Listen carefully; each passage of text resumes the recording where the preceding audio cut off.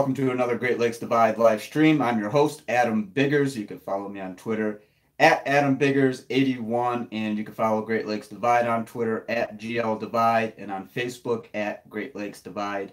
And want to thank our title sponsor, FederalWilliams.com, for helping us with the show. Contact Mike Williams for all of your statewide realty needs. They specialize in the Lansing area, really focused on the eastern suburbs, but Mike can help you out no matter where you are, Ann Arbor, Grand Rapids, Flint area, Traverse City, Saginaw. It doesn't matter. Contact Mike Williams and he'll help you out. Again, it's federalwilliams.com at FEDERAU Williams.com. Today, going to get into Jim Harbaugh's Monday press conference, as we do every Monday. Going to talk about the player availability. I spoke to everybody except for Lavert Hill. Talk about some of the things we're going to write this week and any lingering questions from Nebraska. Want to keep the Nebraska talk to a minimum, but if there are any lingering questions, and there's some things we could take and moving forward with it, but this obviously it's not something that Michigan wants to get stuck on, and it's not something that the players want to get stuck on either. I asked Nico Collins that question. It's okay to take things from it and be happy about it, but at the same time, you can't be satisfied with it because A, it's just one win over a Nebraska team, and B, it doesn't matter. I mean, that one game isn't going to dictate the season. I mean, it can help spark things, but it helps to not get stuck on it. So anyway, before I get into the live chat, I'm going to tweet these links real quick. So give me 1 second, guys. I do have a quick update. Tarik Black, he's been off crutches. He's been jogging around. He's been on a treadmill. It sounds like a late season return is possible. Jim Harbaugh said that Tarik would be meeting with his doctor the week of Lions and Packers. I haven't looked at the schedule, so I don't know exactly when that is, but I'm assuming it's relatively soon.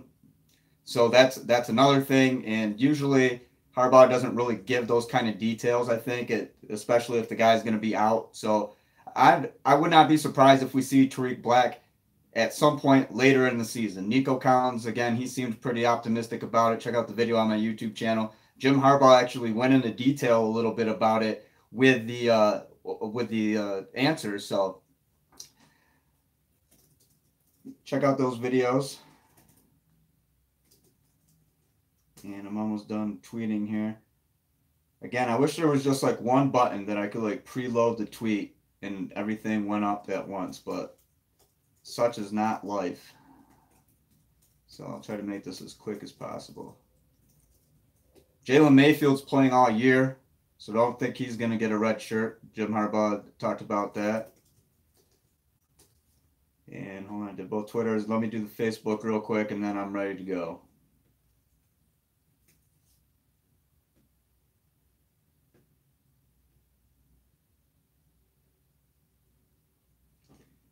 Again, guys, for the Facebook, it's at Great Lakes Divide. For the Twitter, it's at GL Divide.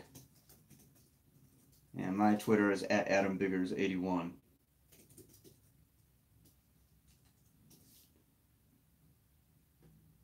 Okay, the work is done. Let's get in here. Alan Pinkney, he says, do you think Karan will hit 1,200 yards? I mean, I don't know now because he had a game. He had to sit out a game due to injury against SMU, but at the same time, I mean, if he's going to have another game, like, I mean, what do you have against Nebraska? 136 yards against Western Michigan. He had 156 yards. I mean, if he keeps putting up numbers like that, I'd have to do the math. And yeah, even if he plays in 11 of 12 games, what do you do against Notre Dame? 72 yards. So, I mean, I think he'd have to probably average somewhere in the neighborhood of 110 or so, maybe. No, wait. I don't know. Math is not my strong point. I need a calculator. You do the math. But if he stays on pace, I mean, if we keep seeing 136, 150, I mean, even if it's 80, 90, if he's still in that 100-yard range, then absolutely.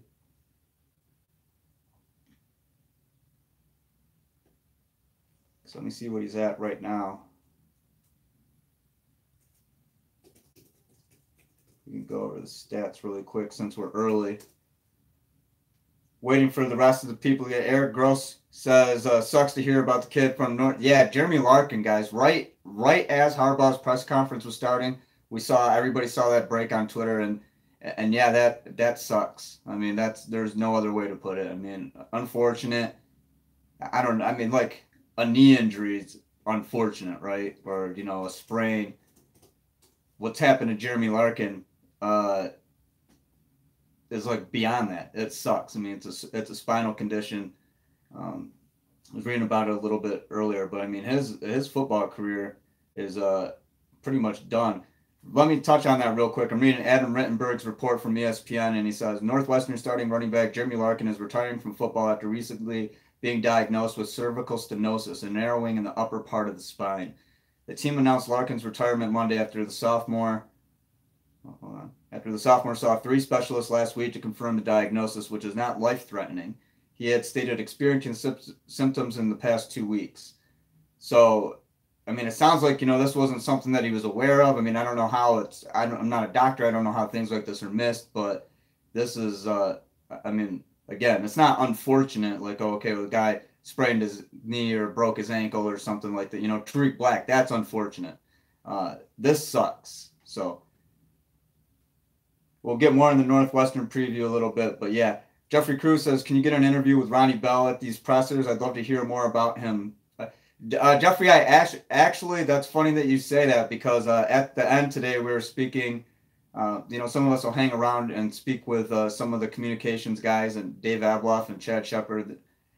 They've all, real cool. Scott Comps, he's new. Everybody's really cool on staff, and we're sitting around talking with Dave, and there's a couple things I'll say about Dave, actually. But I asked actually about Ronnie Bell. He said not yet. So there was kind of a little crowd of us. People were asking, I guess probably Dylan McCaffrey is going to be up this week. So we'll get Dylan. Haven't been able to talk to him. And a couple other guys, but no Ronnie Bell yet. And I don't know. I think we might get like Quiddy Pay, but yeah, no Ronnie Bell yet. And today, Dave, I was wearing my shoes untied. This one pair I wear untied because they don't look good tied. And he said, you're not Denard Robinson, tie your shoes or you'll fall. So I tweeted, I was joking about the level of concern for your well-being and the personal treatment you get from Michigan's athletic staff, particularly on the football side, is second to none. Absolutely. I'm very glad that Dave was concerned for my safety. Blaine Young says, Aiden Hutchinson looks to be a star in development, big and physical, and Ronnie Bell has some moves. Yeah, guys, I wrote about Ronnie Bell about a week and a half ago. Aiden Hutchinson, certainly, if you can't see it now, open your eyes a little wider, I guess. But I think most of us see it. There's no question that Aiden Hutchinson is going to be a star at Michigan. Rashawn Gary said today in the videos on my YouTube channel that Aiden is actually further along as a freshman than he was. And I mean, look what Rashawn Gary is right now, and look what he was as a freshman.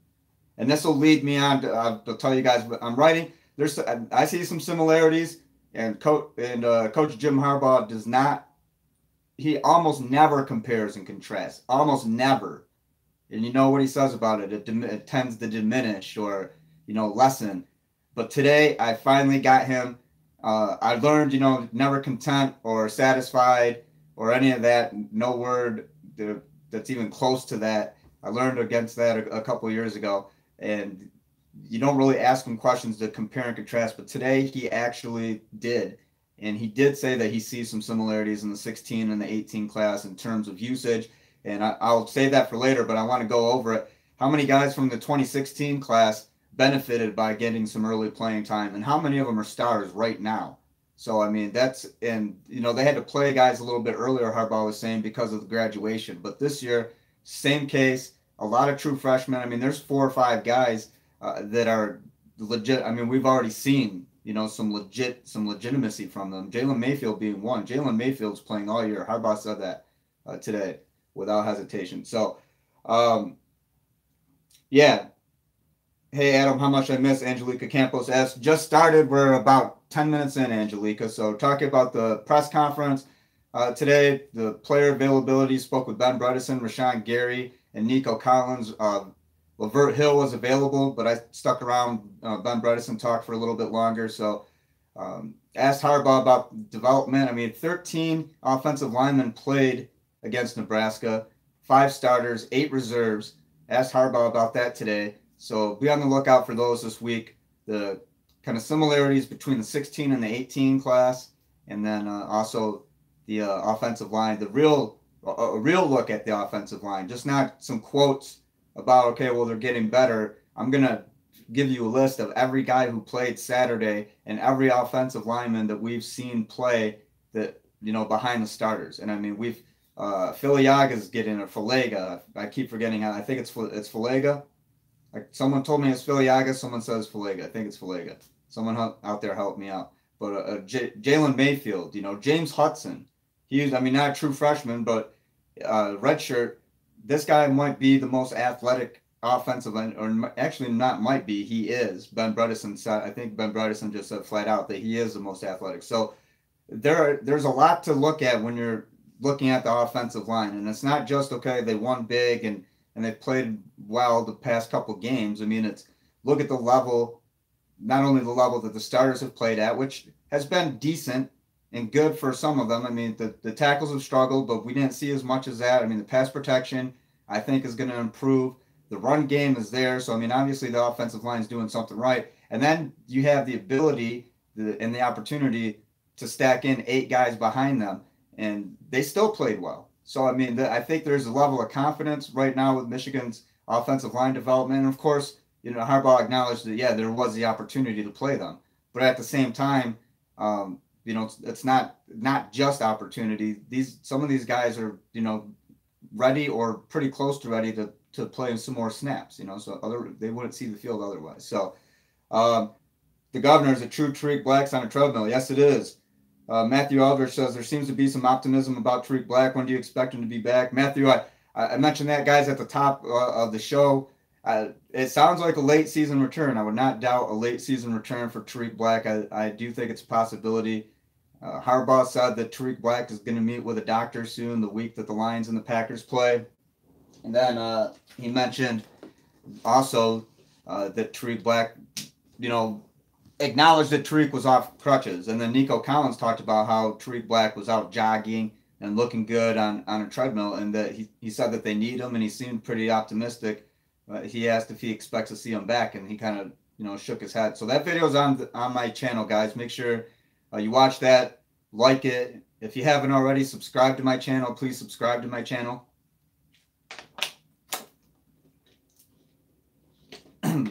Blaine Young says Jalen Mayfield packed on. Hold on here. Jalen Mayfield packed on like 20 pounds before he even got on campus, motivated to play early. And Jalen, yeah, like I said, Harbaugh said that Mayfield's going to play all year. And I mean, that's a true fresh. He might not start, but I mean, to play all year, you're looking at, I mean, Mason Cole started. I'm not saying that Jalen is going to be another Mason Cole, but they're confident in him. So he won't be a 4-year starter, but he'll probably be a 3-year starter or a 2-year starter. Depends on how good he is after his junior year, right? But I mean, Jalen Mayfield's on the path right now to 3-year starter. So we can probably safely say that.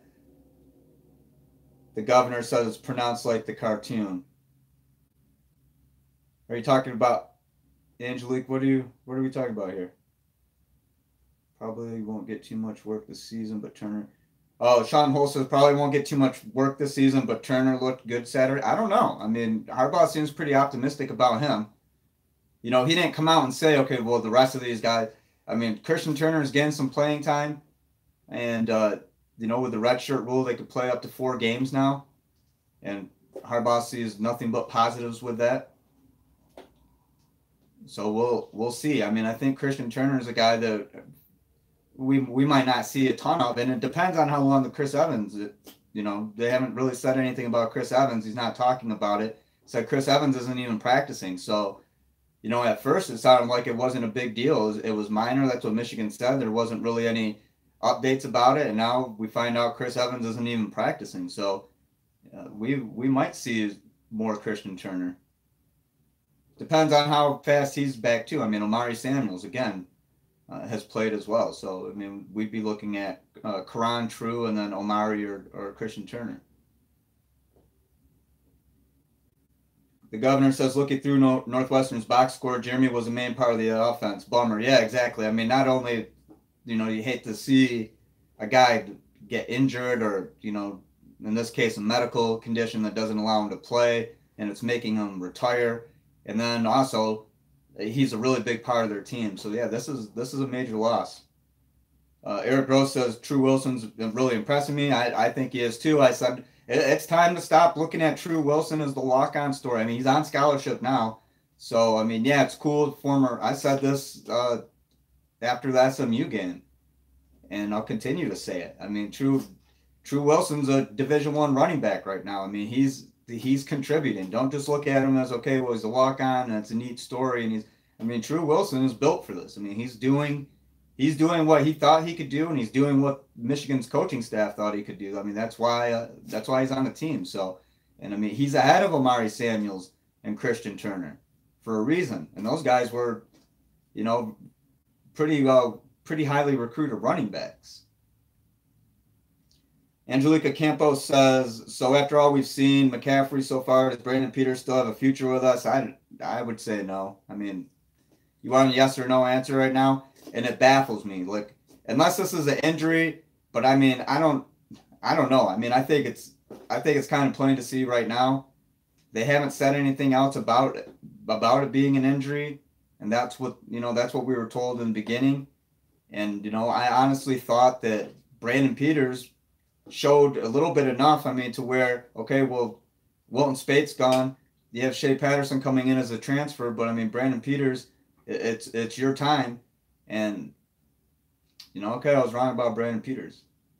Probably completely wrong. For the first time and during the Harbaugh era, I whiffed on a quarterback, I think. And I wasn't saying that Brandon was going to be. I just thought there was going to be more of a competition between he and Shea. And if this isn't injury related, then I don't know what to say. I mean, Dylan did jump him in camp last year.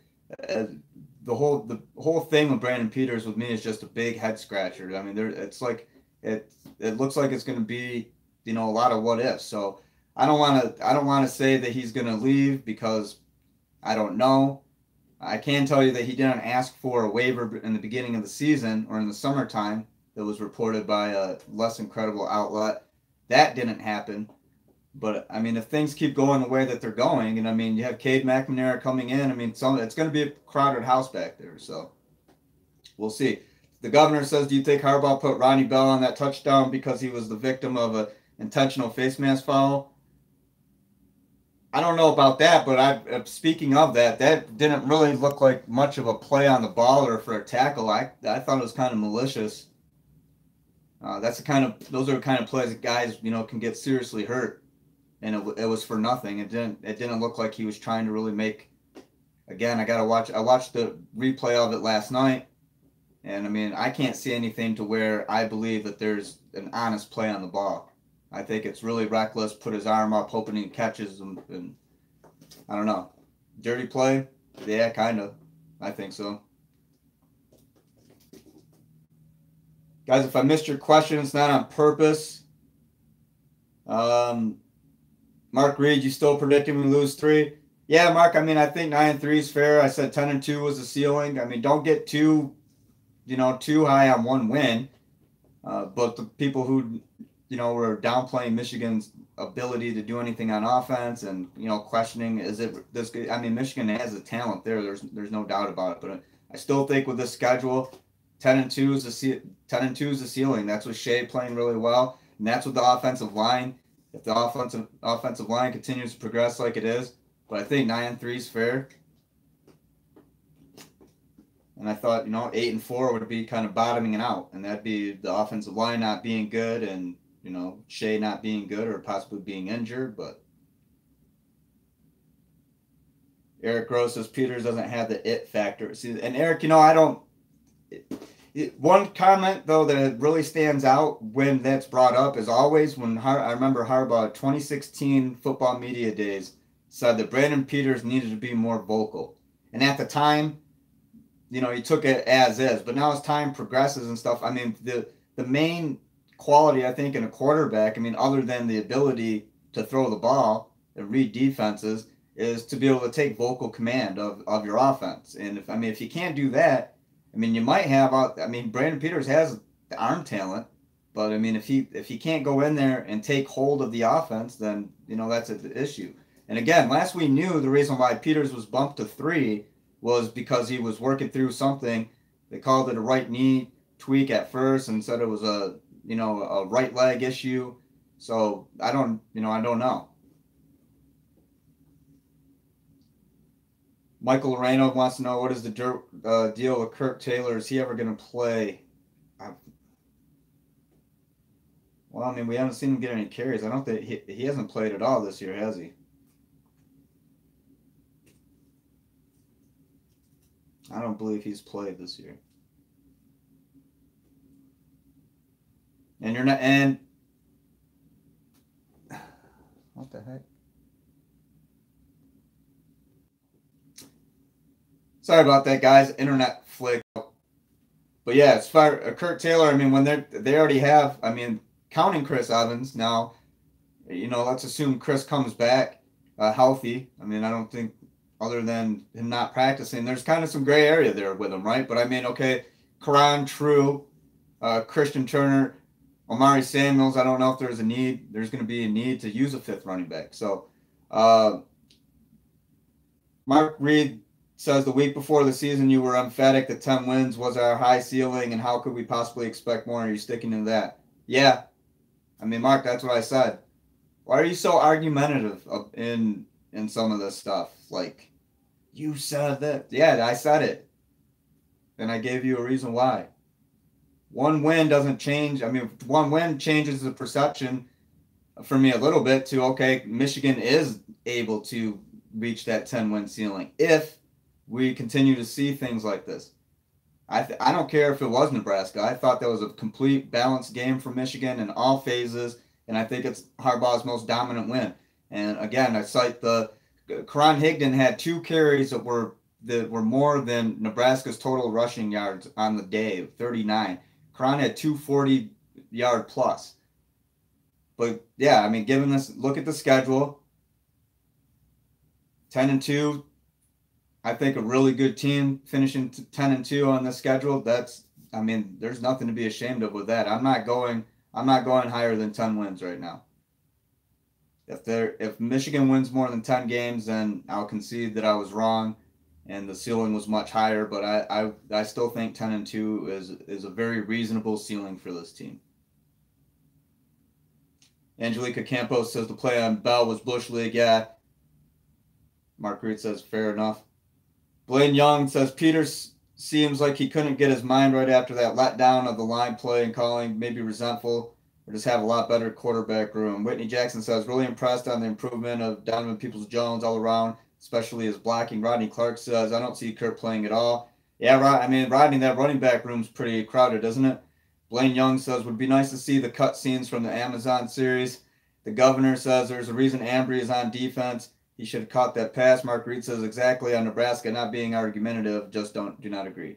Okay, well, I mean, that's fine. If you don't agree with me, I don't think that there's a strong argument against a 10-win ceiling somehow being, are you like suggesting that I'm like downplaying Michigan or somehow being negative?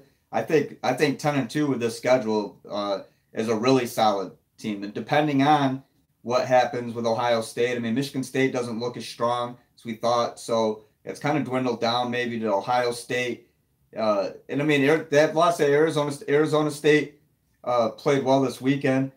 I'm not saying that Michigan State's done, but Michigan right now, for making snap judgments, even ESPN with its college football playoff calculations has 3 Big Ten teams that have a chance. Michigan with a 10% chance, and then Ohio State and Penn State, with Ohio State having the best chance. So right now, the East, if it continues to go like this, and then Michigan State maybe sputters a little bit, and who knows if Ohio State, I don't see Ohio State stumbling, but outside shot, best case scenario for a playoff. If you want to think that, yeah, but I still think a 10-win season, and the Florida Citrus Bowl people, I sat next to them in the post-game press conference, so that's a 10-win Big Ten team bowl, non-playoff team bowl right there. The Florida Citrus Foundation, or whatever it's called, association. They were at that game, so they're already looking at Michigan potentially for like a New Year's Day bowl, or New Year's, whenever, New Year's Eve or New Year's Day bowl, in Florida. Anyway, 10 wins wouldn't be bad, Mark. I don't know why.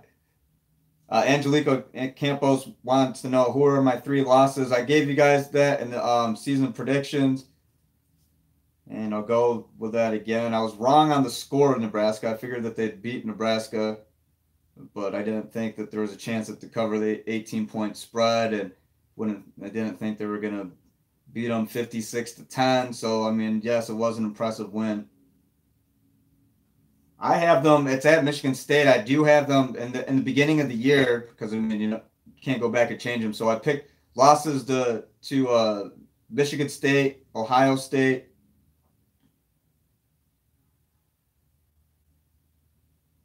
If I can get it to load now.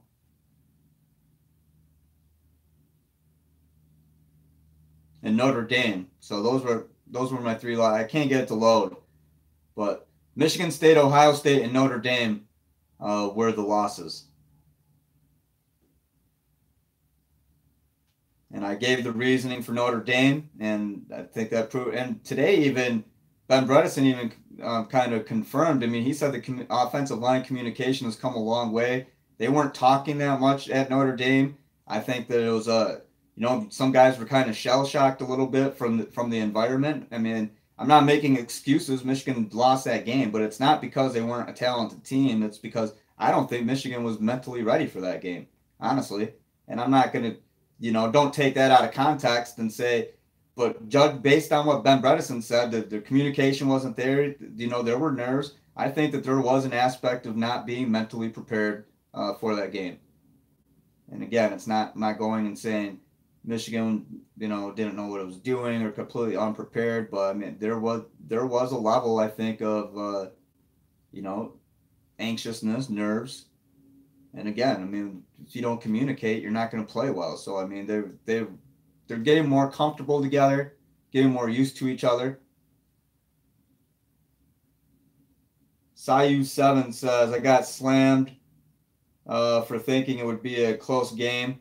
But people thought that they'd blow out Nebraska. Couldn't have thought that based on the product we put on the field before. So, yeah, I mean, I think honestly, I think a lot of people who were predicting a blowout were hopeful that it was going to be a blowout. I mean, if you really looked at for what it was, I mean, Nebraska had 2 running backs coming in.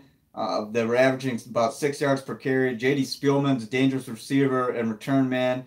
I'm forgetting the name of the other receiver that they have. I mean, there was reason to be concerned about Adrian Martinez being a mobile quarterback. And I mean, Michigan zeroed in on Adrian Martinez. Nebraska got nothing. I mean, I did not see that coming at all. And that's why it surprises me.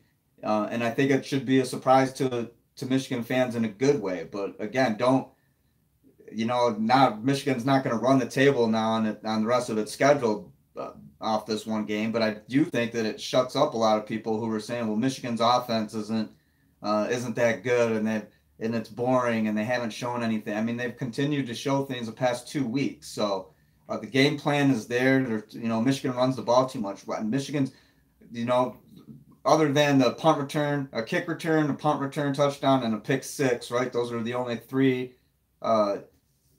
Ambry's at Notre Dame, the 99-yard kickoff return. Donovan Peoples-Jones, 60-yard punt return. Saturday, I don't know who they play. Saturday against Nebraska, and then Josh Metellus' what was that? It was like a 73-yard pick 6 or 67-yard pick 6 against Western Michigan. So other than those 3, I think those are the only 3 non-offensive touchdowns. So I mean, there's a potent offense. Michigan's got it's got some mojo going. There's no doubt about that. I mean, I don't really know how else to say. Joel Brown says, what's up, Biggs? What I missed? We're about 30 minutes in, Joel. So, I mean, ask questions. We talked about return Tarik Black, which I think is probably more likely than unlikely. at this point, a late season return. They seem pretty optimistic. The video's up, so check that out. Nico Collins was talking about how he was jogging and on a treadmill.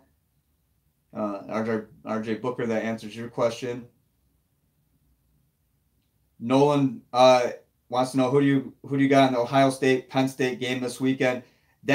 And without Nick Bosa, I mean, that kind of does it change Ohio State's defense a ton? I mean, I don't know, but I mean that's like, Michigan without Rashawn Gary. And I mean, yeah, there's a guy who could step in behind him, but that's not that guy. So I think Penn State, I'm not saying that I like Penn State, but I don't think it's going to be a blowout either way. Penn State just put up like 60 points, right, this past weekend. So it might just be an offensive shootout. Who gets the ball last? I don't know, but I would still probably my gut would go with Ohio State, but I wouldn't be surprised if Penn State wins. But I mean, if you got to ask me for a pick right now, I mean, I'd still take Ohio State, but I don't think it'd be like a blowout win. But who knows? I didn't think Michigan was going to blow out Nebraska, so anything can happen in college football. Robert Prossman says, I thought Nebraska game would be a blowout because Nebraska is bad. They haven't won anything. But yeah, but there are two 5-point losses, right? And then one of those was without its starting quarterback. So I mean, and there were numbers on offense that suggested. I mean, they were averaging 28.5 points per game to 23 point, whatever. They weren't getting blown out, and these games were close. So I mean, they weren't good. I didn't know they were going to be this bad. Josh Metellus told me that he could sense that they didn't want to play after the first series. So I mean, if that tells you anything, Michigan knew from the start, basically. Mark Reed says, for what it's worth, my opinion is not based on one game. I've said it all year. We have the talent and the coaching to win 11 games. Okay, well, I'm not gonna nitpick over one game with you. I said 10. You say 11. That's fine. Maze blew at you paternally, says, Bell wanted that touchdown, didn't he? Seems like this group wants and likes to play in front of them. Love it. Go Blue. Yeah, I mean, these guys are having fun. I mean, it's fun. Jawan Bushell-Beatty told me last week it's fun playing with Shea Patterson. I mean, and winning obviously is fun, and putting up a bunch of stats and seeing 78 guys get. I mean, Chase Winovich was real happy that Jabaki got in there, and that's one of his good friends. I mean, when you're doing that sort of stuff, it makes the environment is loose. It's loose, but they're focused. You have to have that balance of, okay, well, it's not too tight and people are afraid to make a mistake, but at the same time, they're loose. Yeah, they've made some mistakes. They can learn from them. There's not a whole lot. Nico Collins was saying this. Like, Saturday wasn't perfect by any means. There are a lot of good things, but they're going to look at what they didn't do well. So, I mean, but at the same time, they're loose. They're confident. I mean, this offense knows that it's not just going to be, one-dimensional run, pass, and, okay, is this a punt situation, field goal, can't get in the red zone, what's going on? I mean, they have enough firepower on offense to move the ball, and we've seen it across the board with all kinds of players. 11 different players caught a pass Saturday. So, I mean, it's not just, I mean, yeah, Michigan's going to be pro style. It's going to run the ball at you, but, with the pistol and the shotgun formations, the motions, any spread aspects to it sprinkled in opens up the offense a little bit. I mean, I like the direction of Michigan's offense, and we've seen the defense. There's been a little bit of big plays, and people were kind of questioning secondary and things. I mean, it's still a really good defense. It's going to be a top 10 defense this year, I'm pretty certain. And I mean, I was saying that last year too. I mean, don't expect the number one elite defense. They were really, really good, and I wouldn't be surprised if they were, top 10, top 5 at the end of the year. Well, they ended up being like, number 3 in total yards, number 1 pass defense. So I don't really see a lot of problems with the defense, and the problems that we did see with the offense, I think, are correctable. And again, to high end for me would be 10-win season for Michigan, and I think with this schedule, that's more than reasonable. If you want to say 11 wins, okay. I mean, again, one game difference there, but we know Michigan's a good team now, I think. And it's not so much the talk before the season where there were a lot of people who were kind of even having a problem with saying that Michigan, ESPN had them at 8.4 wins. So I mean, that's, you know, there were a lot of people who had questions about Michigan, and this schedule looked really tough. So things play out in Michigan's favor, then yeah, you might be looking at a New Year's Day bowl game in Florida. I don't see that being out of the picture. Joel Brown wants to know, did I hear that Northwestern's running back retired? Did you think that will impact the game?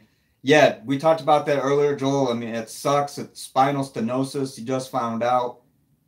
You know, it's not like unfortunate a guy hurts his knee or, you know, ankle or something like that. I mean, this is like a medical condition, just found out. It's like, hey, now you can't play football. So that sucks for him. And he was a big part of their offense. Jeremy Larkin, really good running back. So Michael Reno says, when if Tarik Black is back, how do you think it takes for him and Patterson to get on the same page in real game situations? I think that they were kind of getting on the same page in practice and during camp. I mean, Shea seemed to have pretty good rhythm. I mean, with DPJ as well. But I think that, you know, Tarik Black was one of those guys. I mean, Nico, we heard that the quarterbacks and receivers were really taking well to each other, and everybody would. Again, we heard, you know, hey, everybody's playing well, and of course teams will say that during camp, but I think that we're actually seeing that, because I mean, Oliver Martin has gotten some playing time. Ronnie Bell, Grant Perry, Nico Collins. I mean, we've seen a lot of receivers. Donovan Peoples-Jones. We've seen a lot of guys out there. So, you know, when we were told, hey, Michigan's wide receiving group, and that I was told that was one of the most competitive position groups during fall camp. So, no surprise, no surprise at all. So to answer your question, when Tarik's back, I mean, Tarik's gonna probably fit right in there. How long does it take? I mean, maybe give him a game or two, maybe. And it depends on when he can come back to practice. Again, this doctor's appointment will probably say a lot in terms of the direction that Tarik's. Is it going to be recovered in the sense of get healthy for next year, or is it going to be, okay, you are recovered basically, and you're okay, now you can go play football again? I don't know yet. Mark Reed says, not a single piece of maize and blue behind you. Interesting. Is that, yeah, argumentative? One game difference, possible national champ. Okay, Mark. Go cheerlead then, Mark. I get tired of your crap sometimes. Seriously, man. Like you nitpick at like the finest detail, and it gets annoying. And yeah, there's no maize and blue back here. I'm not a Michigan fan. I don't know how many times I have to say that. Anyway, any questions that are actual football questions from today's? Again, I have the videos from Ben Bredesen, Nico Collins. Those are pretty good interviews. Check those out. Rashawn Gary. This is pretty funny actually. Angelique noticed, and because she looks, you know, binoculars and cell phone, she noticed that the training staff was tending to Rashawn Gary, the right side of Rashawn Gary, and then they took him off the field. And Rashawn Gary said it was a shoulder pad, and Angelique was like, "Really?" Well, I mean, they were kind of there for a little while. Rashawn made a joke about something about being like special, the shoulder pads. I mean, just completely, laughing off the question. But it's pretty funny. So, did Rashawn Gary tweak his shoulder? I mean, he didn't play a lot in the second half. Aiden Hutchinson got in there, but was it because of the shoulder, or was it because there was a time for Aiden Hutchinson to get in there? Rashawn didn't say either way. I can say though, but before the Notre Dame game, he did have a shoulder issue. I'm not certain if it was the right shoulder. So is this if it was a tweak, is it a tweak of the same shoulder again? But he laughed it off and said it was a shoulder pad. So we'll have to go with that. I'm not sure.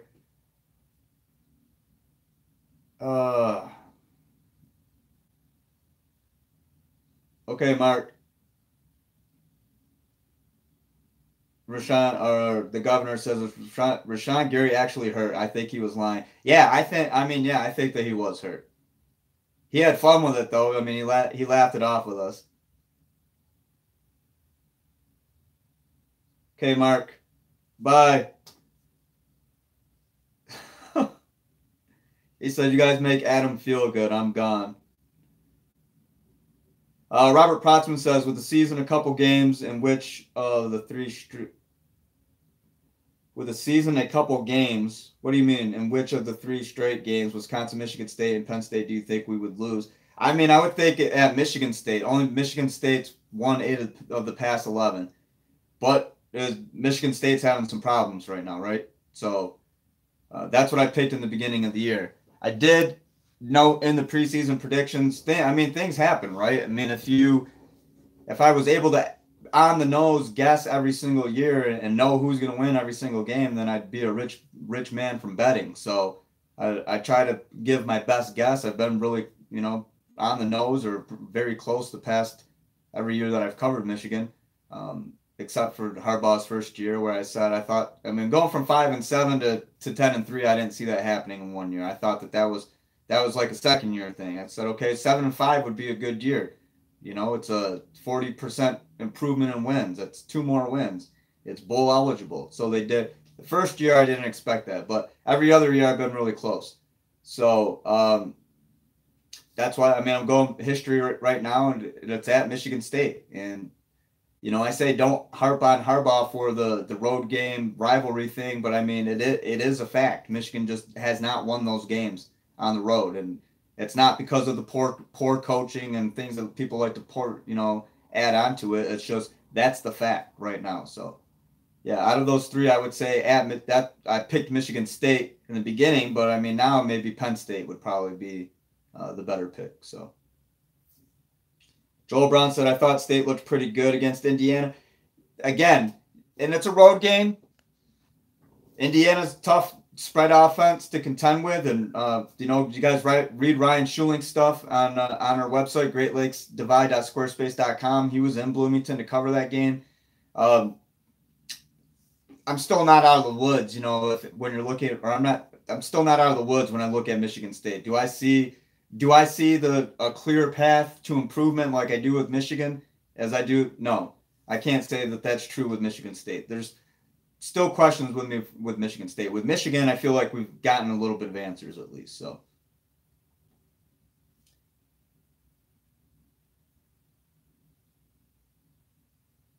all right, guys. Any other questions? We're going off 43 minutes, and I thought this thing was on autofocus. It keeps getting out of focus.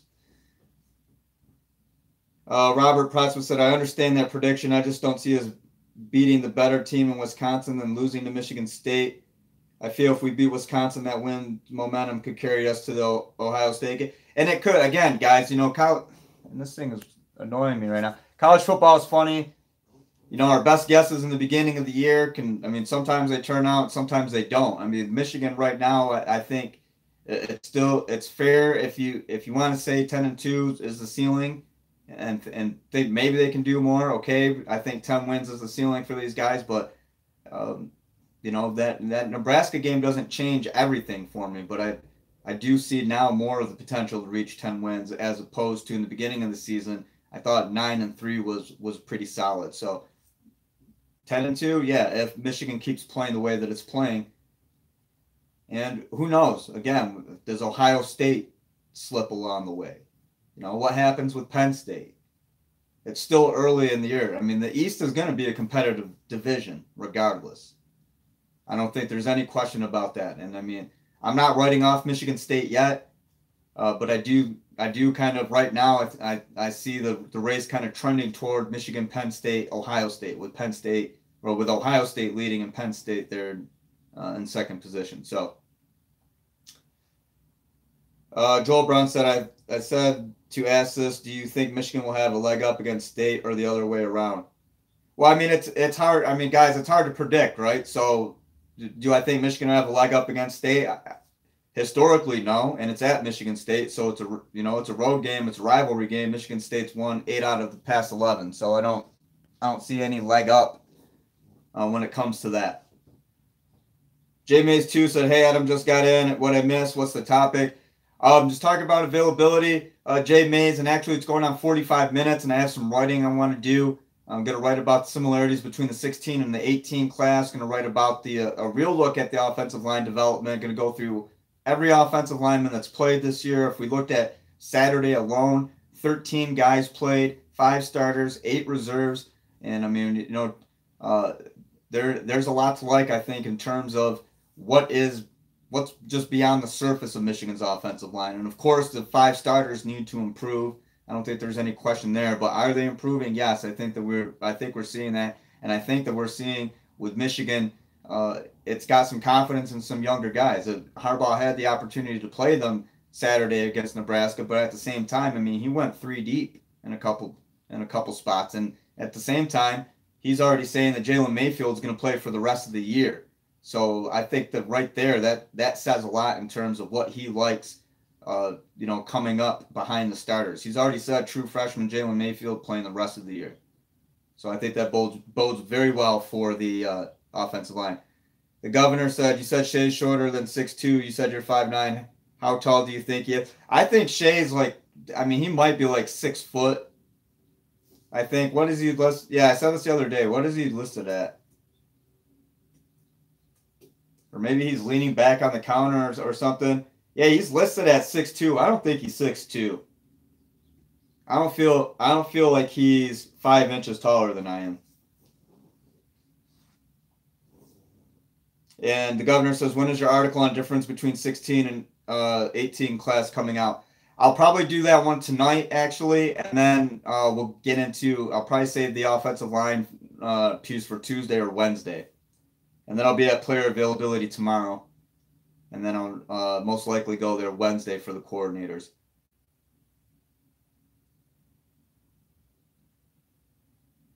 Robert Pressman wants to know, from what you've seen from Shea, where's he ranked against Big Ten quarterback? I mean, right now, Shea's one of the best Big Ten quarterbacks.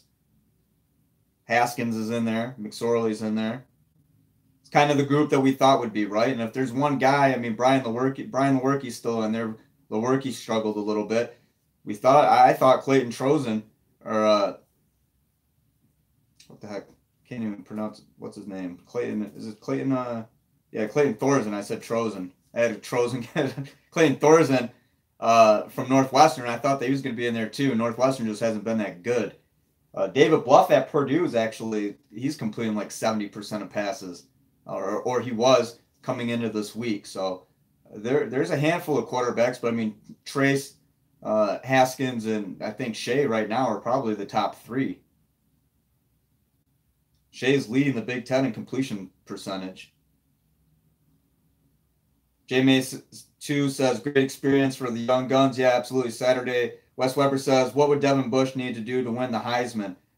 I mean, yeah, what we saw the last primary defensive player to win the Heisman, Charles Woodson. I know that Ndamukong Suh was up for it one year. I mean, I don't know, like 20 sacks, a couple interceptions, maybe one a pick 6, and then like 15 tackles against Ohio State. I mean, I don't know. It would take a lot, I think, for a linebacker to win the Heisman. I think that's probably one of the last defensive positions. I mean, a defensive end, a cornerback, they have the defensive end is in position to have that tape, with a bunch of sacks and everything, and pass deflections at the line. I mean, a linebacker, yeah, I guess you'd have some tape. They were talking about Devin Bush actually today, and Rashawn Gary was joking around. He said Angelique Chingelis of the Detroit News asked about Devin Bush's closing speed, and Rashawn Gary was joking around. He's like, I think he's like a 4 flat. I mean, they think he's the fastest linebacker in college football. So if Devin I don't know how much better you can play, but I mean, I'm kind of going out on a limb by saying, okay, like 20 sacks, 15 tackles against Ohio State, a couple interceptions. I mean, I don't know. He'd have to have some really impressive stats, because there's a lot of guys. I mean, the Heisman, right? If you're running back or quarterback, you're kind of a front runner for that if you have a big year. Quarterbacks, certainly, and then defense. If I feel like it's a defensive end or a cornerback probably has a better chance for consideration. Because I think wasn't Adoree Jackson at one point, weren't people talking about him? He was a cornerback at USC.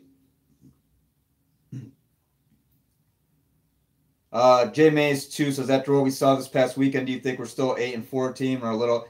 J Mays 2, I never said it was. I said 8-4 was the bottom, and that was if Shea wasn't as advertised and if the offensive line struggled. So I said 9-3. I thought was fair. do I think 10-2 would be the ceiling? Do I think there's ability now that 10-2 looks a little more realistic? Yeah, if things keep going the way that they're going. I mean, it's one game against Nebraska, but I mean, the offense has opened up. I think there's plenty of run game there with Karan Higdon and True Wilson, even without, with Chris Evans, without Chris Evans in the equation. Then you've seen really good usage with the tight ends. You've seen the ball spread around. I mean, DPJ, Nico Collins, Grant Perry, coming up with big plays. And then also you've seen special teams. The special teams can decide a game. And if you want to go on the fence about one game, that'd be a game where special teams, a punt return, a punt block, something like that, field goal block, anything along those lines. And Jim Harbaugh was talking about that today with the special teams. That's where they're at right now. He's like, they want to see a field goal block. They've done everything else. They want to see a field goal block. The governor says, who hasn't played for Michigan yet besides Joe Milton? What do you mean? Across the whole board? I don't know. I'd have to look. I mean, they're up about, I think, like 80 guys have played right now. So I don't know who. That's something I want to go in and look. Has Cam McGrone played? I don't know if Cam McGrone's played. He's one guy. Update on Kwity Paye? No update on Kwity. Yeah, the governor. I guess that is a good question. That's a better question. Who hasn't played for Michigan this year? Put it that way. Miles Sims has played. Joe Milton, no. Joe Milton hasn't played. I'm trying to think of who else. I don't think Cam McGrone's played. Here, guys, before we go, I want to go over a quick point about that 16 and 18 article that I was talking about. And let's look at the 16 class real quick. And how many of these guys are legitimate stars on this team now? Okay, there's Rashawn Gary and Ben Bredesen. Check. David Long, check. Mike Onwenu, he's a starter. Check. Mike got some early playing time. Lavert Hill, star on the team. Check. Kyle Kemp coming into his own now. He got early playing time. Check. Chris Evans played immediately as a freshman in that Hawaii game. So check. Nick Eubanks was in that class. Not a star, but he's contributing. So, I mean, out of that 16 class, the guys who played early either are contributors now or, kind of bona fide leaders on this team. I mean, we're looking at Josh Metellus. Sean McCune was in that class. Michael Dwumfor, Devin Gill, Quinn Nordine, Khaleke Hudson. So, I mean, how many of those guys, Brad Hawkins, so how many of those guys benefited from that 16 class getting some playing time? And, I mean, now, you got Rashawn Gary's a star. Ben Bredesen is becoming one of the better offensive linemen in the Big Ten. I mean, Josh Metellus has been pretty good. Khaleke Hudson and Vert Hill have been very good. Chris Evans. I mean, the list goes on and on. So, I mean, and then look at the 16 class. I mean, we've seen Ronnie Bell. I mean, Aiden Hutchinson's the big one, right? Aiden and Jalen Mayfield, two true freshmen. I don't see Aiden Hutchinson slowing down. He'll probably play for the rest of the year.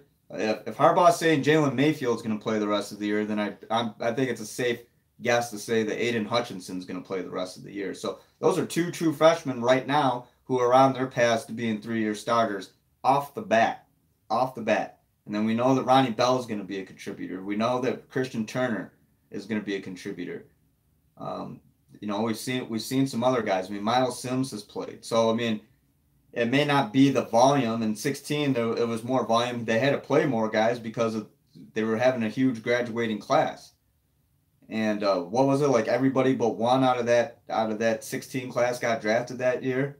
Who was it? I think it was Ben Braden was the only guy who didn't get drafted, and he actually ended up signing as an undrafted free agent. So it was out of necessity. So I'm going to compare that a little bit, looking at who played in 16 and what they're doing now, and then look at the players that I just mentioned. So still read it because there's going to be some quotes to kind of add to it from Harbaugh and Ben Bredesen and some other guys. And then later, like I said, probably Tuesday or Wednesday, we'll have something going on with the development of the offensive line. So we'll take one last question, guys, because we're going on an hour almost. Michael Loreno says, Robert Prossman says, Hutch almost had a pick six. Hey, Chris Hawks, thanks for joining. Sorry, we're getting ready to shut it down. But feel free to watch the replay. We talked about Tarik Black. We talked about stuff that I'm writing.